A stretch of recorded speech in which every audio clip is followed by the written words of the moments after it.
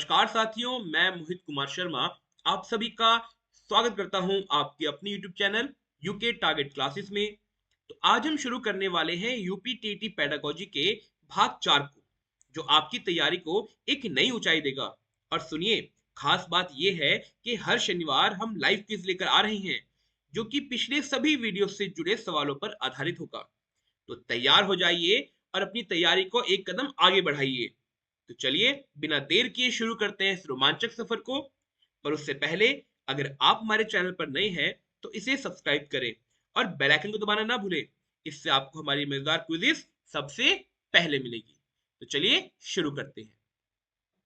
तुम्हारा पहला प्रश्न है कि इड, ईगो और सुपर ईगो किससे संबंधित है। ऑप्शन है बुद्धि, अधिगम, व्यक्तित्व या स्मृति। आपका समय शुरू होता है अब।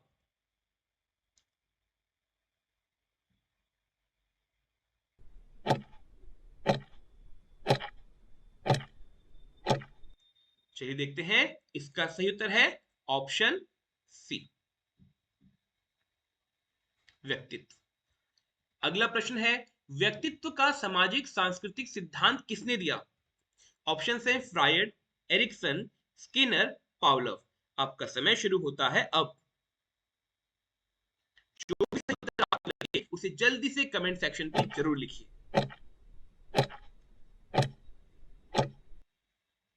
चलिए देखते हैं इसका सही उत्तर क्या होगा। इसका सही उत्तर है ऑप्शन बी, एरिक्सन। अगला प्रश्न है, व्यक्तित्व विकास की आत्मधारणा पर बल किसने दिया।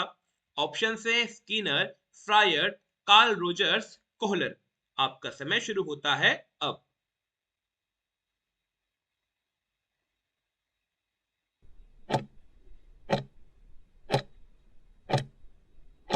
इसका सही उत्तर है ऑप्शन सी, कार्ल रोजर्स। अगला प्रश्न है, गुण सिद्धांत का प्रतिपादन किसने किया। ऑप्शन है फ्रायड, ऑलपोर्ट, एरिक्सन, बंडूरा। आपका समय शुरू होता है अब। जल्दी से सही उत्तर को कमेंट सेक्शन पे लिख दीजिए और इस वीडियो के अंत में जरूर बताइएगा कि आपने कितने सही उत्तरों को दिया है। चलिए इसका सही उत्तर है ऑप्शन बी, अल्पोर्ट। अगला प्रश्न है, प्रोजेक्टिव परीक्षण का उदाहरण है। बुद्धि परीक्षण, उपलब्धि परीक्षण, रोशार्ट स्याही धब्बा, योग्यता परीक्षण। आपका समय शुरू होता है अब।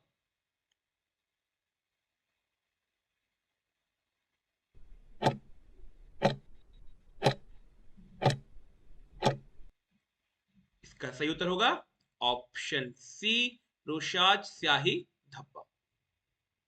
अगला प्रश्न है, व्यक्तित्व मापन की प्रश्नावली विधि किससे संबंधित है। ऑप्शंस आपके सामने हैं। वस्तुनिष्ठ, प्रोजेक्टिव, नैदानिक, प्रयोगात्मक। आपका समय शुरू होता है अब।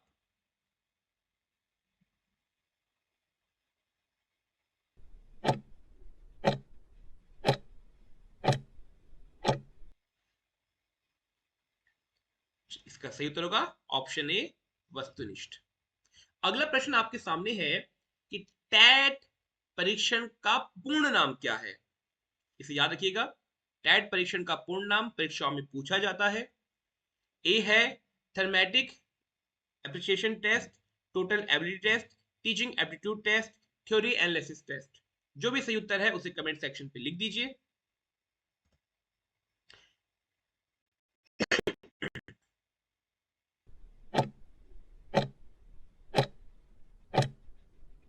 इसका सही उत्तर है ऑप्शन ए। आगे बढ़ते हैं। अगला प्रश्न है, व्यक्तित्व में स्थायित्व का कारक कौन सा है। ऑप्शन है वातावरण, शिक्षा, वंशानुक्रम या मित्र। आपका समय शुरू होता है अब।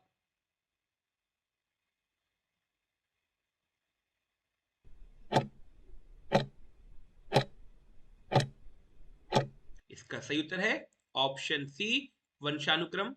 आगे बढ़ते हैं। अगला प्रश्न है कि व्यक्तित्व का विकास सर्वाधिक किस आयु में होता है।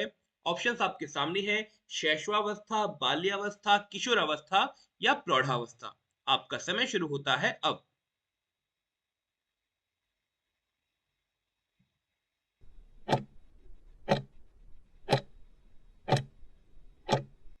इसका सही उत्तर है ऑप्शन सी किशोरावस्था।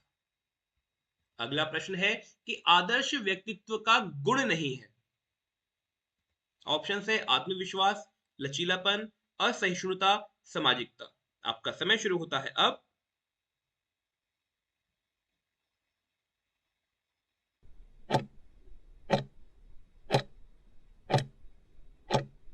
चलिए देखते हैं इसका सही उत्तर। इसका सही उत्तर है ऑप्शन सी असहिष्णुता। अगला प्रश्न आपके सामने है, अभिवृत्ति यानी कि एप्टीट्यूड का अर्थ है। ऑप्शन है सीखा हुआ व्यवहार, जन्मजात योग्यता, रुचि या बुद्धि। आपका समय शुरू होता है अब। जल्दी से सही उत्तर को कमेंट सेक्शन पे लिख दीजिए और चेक कीजिएगा कि आपने कितने सही उत्तरों को लिखा है। सही उत्तर है ऑप्शन बी, जन्मजात योग्यता। अगला प्रश्न है, उपलब्धि परीक्षण का प्रयोग किसके लिए किया जाता है। ऑप्शन है भविष्य की क्षमता, वर्तमान ज्ञान, व्यक्तित्व या बुद्धि। आपका समय शुरू होता है अब।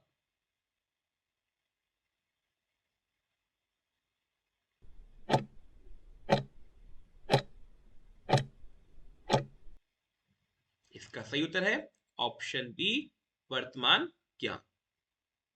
अगला प्रश्न आपके सामने है कि मानक विचलन का संबंध किससे है। इसे इंपॉर्टेंट पे लिखिएगा, ठीक है। मानक विचलन का संबंध किससे है। ऑप्शन है मापन, मूल्यांकन, सांख्यिकी, परीक्षण। आपका समय शुरू होता है अब।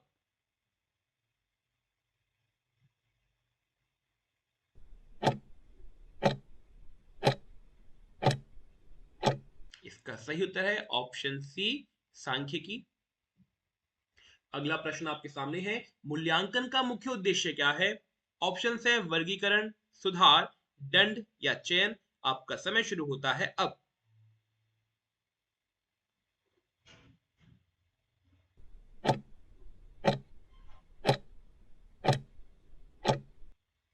चलिए इसका सही उत्तर होगा ऑप्शन बी, सुधार।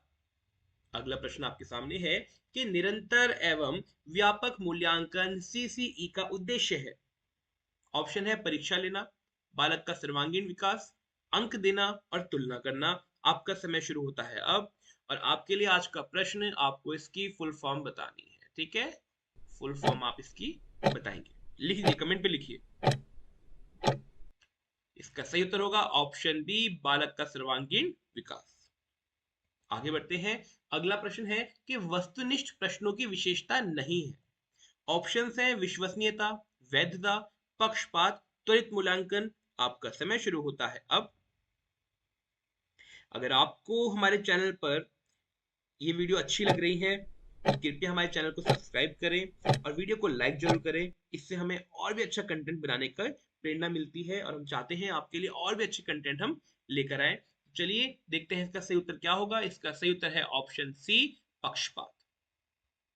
अगला प्रश्न आपके सामने है, निदानात्मक परीक्षण का उद्देश्य है।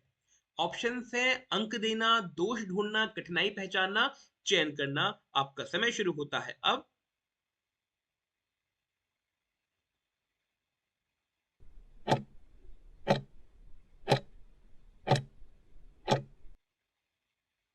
इसका सही उत्तर है ऑप्शन सी, कठिनाई को पहचान। अगला प्रश्न आपके सामने है, उपचारात्मक शिक्षण किसके बाद किया जाता है। ऑप्शन है मूल्यांकन, निदान, परीक्षा या चयन। आपका समय शुरू होता है अब।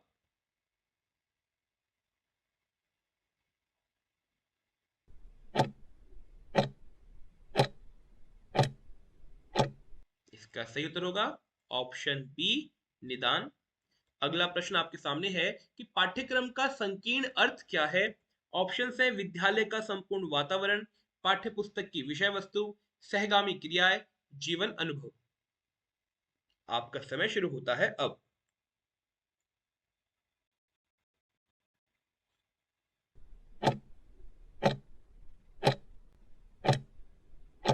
इसका सही उत्तर है ऑप्शन बी, पाठ्यपुस्तक की विषय वस्तु। अगला प्रश्न आपके सामने है, पाठ्यक्रम निर्माण का आधार नहीं है। ऑप्शन है बालक, समाज, शिक्षक, परीक्षा। आपका समय शुरू होता है अब।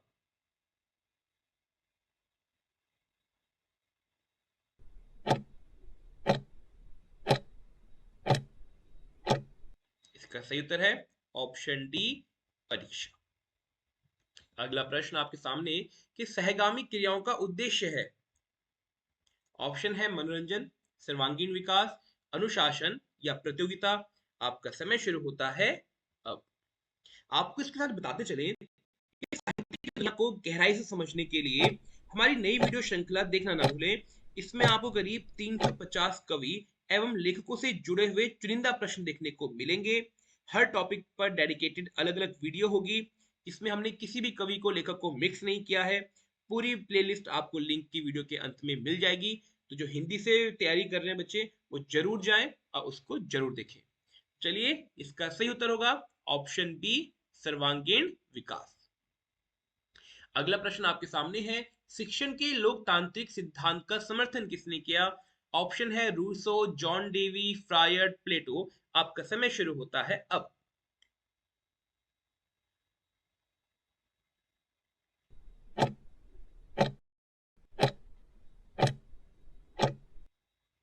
इसका सही उत्तर है ऑप्शन बी जॉन डेवी। आगे बढ़ते हैं। अगला प्रश्न है कि प्रभावी शिक्षण का प्रमुख तत्व कौन सा है। ऑप्शन है अनुशासन, पाठ्यक्रम, प्रेरणा या परीक्षा। आपका समय शुरू होता है अब। जल्दी से सही उत्तर को कमेंट सेक्शन पे लिखिए।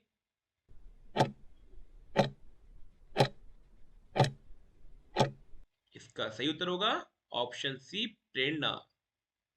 आगे बढ़ते हैं। अगला प्रश्न आपके सामने है कि शिक्षण का मनोवैज्ञानिक आधार किस पर आधारित है। ऑप्शन है शिक्षण, दर्शन, समाज, मनोविज्ञान या राजनीति। आपका समय शुरू होता है अब।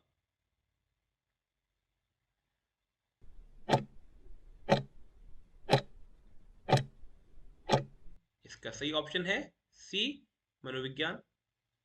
आगे बढ़ते हैं। अगला प्रश्न है कि ब्लूम की टैक्सोनॉमी किससे संबंधित है। ऑप्शन है अधिगम उद्देश्य, पाठ्यक्रम, मूल्यांकन, परीक्षा। आपका समय शुरू होता है अब। ब्लूम टैक्सोनॉमी को आप मोस्ट इंपॉर्टेंट पे मान के चलिए कि ब्लूम की टैक्सोनॉमी के बारे में पूछते हैं और बहुत बार जब आप प्रैक्टिकल आपको सिचुएशंस देंगे तो ब्लूम की टैक्सोनॉमी पे ही वो आधारित होगी। तो ध्यान रखिए हमें ब्लूम की टैक्सोनॉमी को भी पढ़कर जाना है। तो इसका सही उत्तर होगा ऑप्शन ए अधिगम। आगे बढ़ते हैं। अगला प्रश्न है संज्ञानात्मक क्षेत्र का उच्चतम स्तर कौन सा है। ऑप्शंस आपके सामने हैं ज्ञान, समझ, विश्लेषण, मूल्यांकन। आपका समय शुरू होता है अब।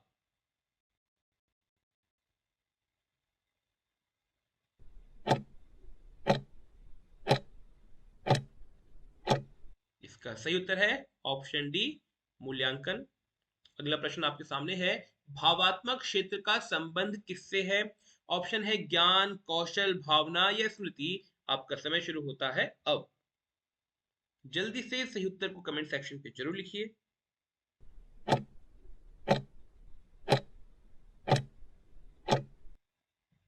इसका सही उत्तर है ऑप्शन सी भावना। आगे बढ़ते हैं। अगला प्रश्न है क्रियात्मक क्षेत्र किससे संबंधित है।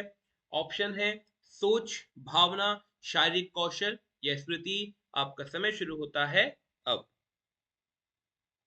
हम आपको बताते चलते हैं कि हम हर हफ्ते वीडियोस अपलोड करते हैं और उन्हीं वीडियोस पर आधारित एक लाइव क्विज करते हैं जो हर शनिवार को रात 9 बजे होता है।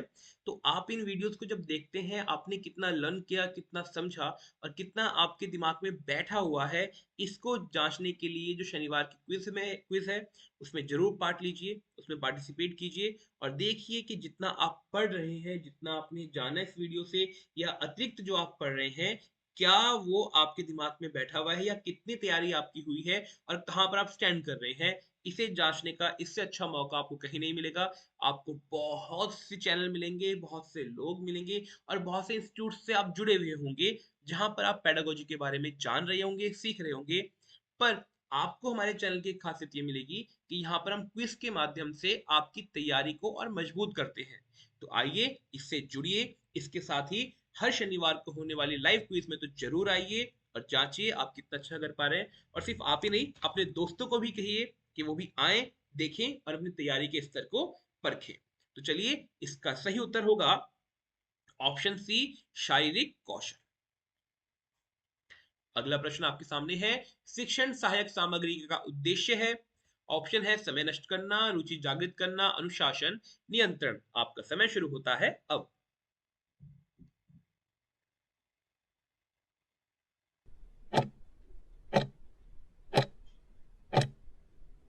इसका सही उत्तर है ऑप्शन बी, रुचि जागृत करना। अगला प्रश्न है कि दृश्य श्रव्य साधनों का प्रयोग क्यों किया जाता है। ऑप्शंस आपके सामने हैं, कठिनाई बढ़ाने हेतु, स्पष्टता हेतु, परीक्षा हेतु, समय बचाने हेतु। आपका समय शुरू होता है अब।